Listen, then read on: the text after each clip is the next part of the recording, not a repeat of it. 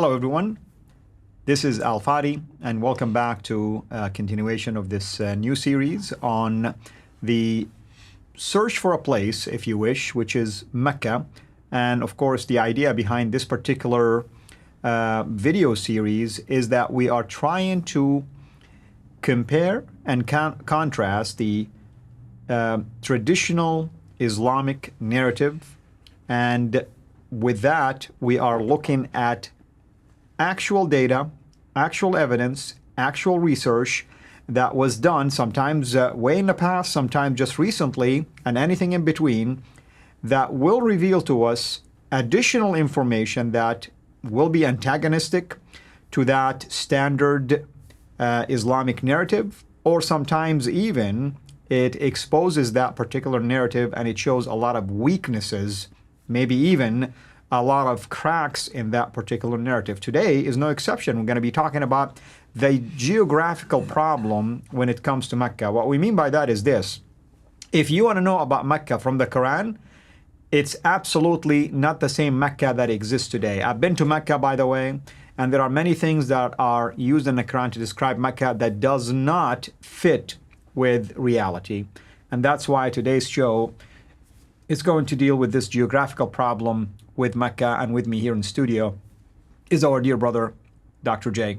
Dr. J, welcome back. Oh, good to be back. Again, here we are, Mecca, the place that has been around since beginning of time, well, since the beginning of humanity, and the place that Abraham rebuilt the Kaaba, the place that all the trade, north, south, east, and west, went through. They gave it its importance. This is the Mecca that we've been told. The standard Islamic narrative has always pushed Mecca. No one's ever questioned it. You didn't question it. I didn't question it. None of us questioned it, because why would we want to question until we started scratching a little bit in the ground? Remember, like the phrase we always say, the more you scratch, the more you find. The more you find, the more we shine. The more we shine, the more they whine. Oh, how sublime. Here's another whine. They're going to be another huge bit of whining after they see what we're now finding. And it's this geographical difficulty. We've talked about the historical problems. We're now going to look and see, well, see, the great thing about Mecca, it's a place. It's not a man, Muhammad. It's not a book, the Quran, which can either be superfluous, it could be that they were just so insignificant that no one retained it. We're talking about a place, and a pretty large place, a pretty important place, a pretty historical place, and a place that exists in a geographical location. So let's start and ask what we're going to do. What we're going to do, first of all, we plan to go back to the 7th century, and we're actually going to begin before the 7th century. We're going to go prior to the 7th century, to the period when Islam began, leading up to when Islam began. So we're going to go back to Arabia, your country, well, it wasn't your country at that time, but it was your land, including the Hijaz, which is your area, because you come from the very land, you come from that part of Arabia that supposedly Adam and Eve came from. And we're going to see where Mecca is situated, and then we're going to suggest that there is a problem. And to do that, we need to start with the maps. Now, we've done these maps before, but I want to look at these maps once again, because we've learned something new about them. Remember last time when we looked at the maps, I said, here's a map from 7th century, here's a map from 6th century. Remember when I said that? Mm-hmm. And I thought these were from the 7th century, these were from the 6th century, because that's what everybody told me. That's what we've always assumed. This is even what Patricia Crone thought. Well, we found something new. These aren't maps from the 7th century at all. These are maps from the 15th century, redacted back to the 7th century. This map here, if you look right here, let's take a look. This map here is one that I introduced in the last series, and we looked at it, and we said, that's a 7th century map. Well, no, it isn't. Actually, it was created by a guy named Reinhard Holle in 1482. How did he get this map? Why did he put this map together? Because this is Ptolemy's map, and everybody called it Ptolemy's map. But Ptolemy never made any maps. They didn't make maps that early. They didn't make maps because they didn't have a bird's eye view of looking down. They didn't even think about looking down. If anything, they would just take coastal barriers and just create coastal barriers and put where the cities were. It was in the 15th century and the 16th century they started making maps. But what they did is they went to Ptolemy's writings, and they assumed by looking at his writings that these places were, putting it on a map. So all these places you see here, take a look at all these names, name. Notice it shows that there's an awful lot of peoples right in here in the central part of Arabia, right?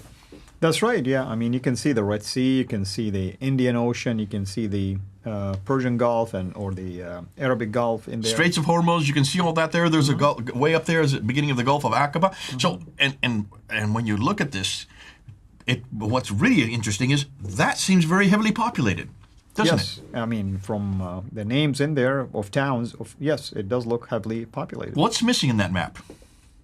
Well, I mean, let's see. Is the name Mecca in there? Nope. This is a 2nd century supposed map, but it's not a second. Whoops, let's go back. Went too fast. This is not a 2nd century map. It didn't exist. Guys, I'm sorry. I didn't realize it would go. Keep going. Keep going. Here you go. If where that question mark is where Mecca is. If you look carefully, there is no Mecca there.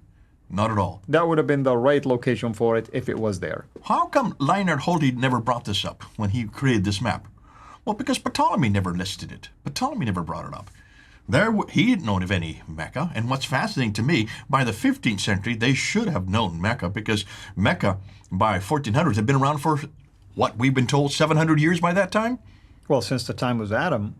Okay, but certainly by the time Islam began, which is Right. the 7th century, now That's we're in right. the 15th century, so you're talking about almost 800 years. Here's another map. This is another map we brought up last time, and this one is by Laurent Fries in 1541. Notice, he's going back to Ptolemy's writings, and he puts his map together, but take a look. Mecca's not there as well. Fascinating. And it's this kind of stuff that we need to look back at and ask, why is it these guys in the 14th and the 1500s did not know it? Here's another one that I had put up together, and this one was created by Sebastian Munster in 1571, looking at Ptolemy's map, looking at Ptolemy's writings, geographical writings, and they're called the Geography of Arabia. What's interesting, Mecca's not there again. Now, I noticed this before when we brought it up before. What I didn't notice that none of these are from the 2nd century. These are not from the time of Ptolemy. And by the way, I mean, it's interesting because he did capture some really nice geographical features, mountainous areas, and so on and so forth. So why would he miss such an important city when he paid attention to other things? Obviously, and it looks like either he's putting in there haphazardly. Now, this is one that is attributed still to the 7th century, but there's nobody that I can come up with that actually claims that this is 17th century Mecca. Regardless, do you see Mecca there? We don't see that, but I mean, I would tend to agree with you because this one is way advanced in a way it's drawing the Arabian Peninsula and the Gulf area and the Red Sea. It seemed like it's almost like ahead of its time if it was 7th century. I would say that this is not a 7th century map. The Arabia looks too good there. Actually, this is much better than the 14th and the 1500s, the 15th and the 16th. That's what I'm saying, century. exactly. Same with this one here. Here's another one that's attributed to the 7th century. But take a look at it. It actually gets it quite correct. Except, obviously, what's missing is Mecca is still missing there. Now, who's attributing them to the 7th century? Well, people today are attributing them, and that's why I was looking all over and saying, how do we know? And nobody can really support that. They're just saying, this is a 7th century map. This is what it is.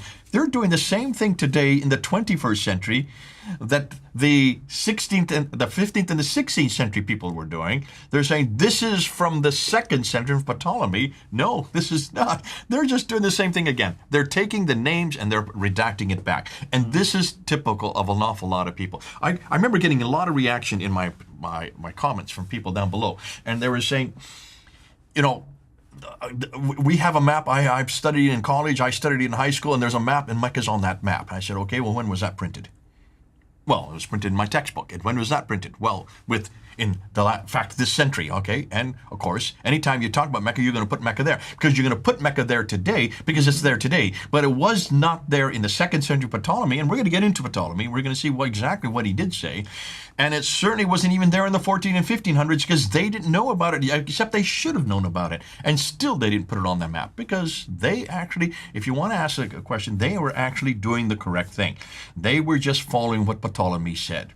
And Ptolemy never mentioned Mecca. So the maps need to be redone. We need to now relook at it, and we need to say from here on out, when we start introducing this in our studies, in any of the schools, we need to make sure that we go back and we need to ask, why is it the maps didn't do it? Well, the reason the maps didn't do it is because Ptolemy didn't know about this place. Now for the next, what I want to do for the next episode, I want to look then at the Qiblas. And this is the good one from Gibson. This is what you did talk about. We're going to talk about Gibson. We're going to unpack that very quickly just to remind people, because then we're going to go back after Gibson. We're going to start looking at what Ptolemy did say, what Pliny the Younger said. Agatharchides, this is the Greek explorer. What did he talk about? And we're going to be looking and seeing exactly what history tells us from the geography, from what we now know today, and we're going to see if Mecca is in any one of their geographical locations. That's wonderful. And this is, of course, very helpful information. And again, I want to speak to our viewers. Notice we give you maps, visual things, resources, and we allow you to go and do your own investigation. And by the way, we sometimes appreciate it. Some of you come to us and telling us, hey, have you guys thought about this? Have you thought about that? Or here is a counter argument to what you are stating. We welcome all of that. In fact, this is the whole reason why we do this, because we want to make sure we know about all the objections that could be raised out there to give us the chance to either refute, or if we cannot refute it and we discover that it is compelling, then we will be the first to actually go ahead and talk about it, because our motive at the end of the day is to try to prove Mecca did exist when we were told that it existed, and that the Quran originated from where we were told it was originated, and that the direction of prayer was towards what we were told it was towards, and that's Mecca, and the list can go on and on and on. At the end of the day, we want to help you.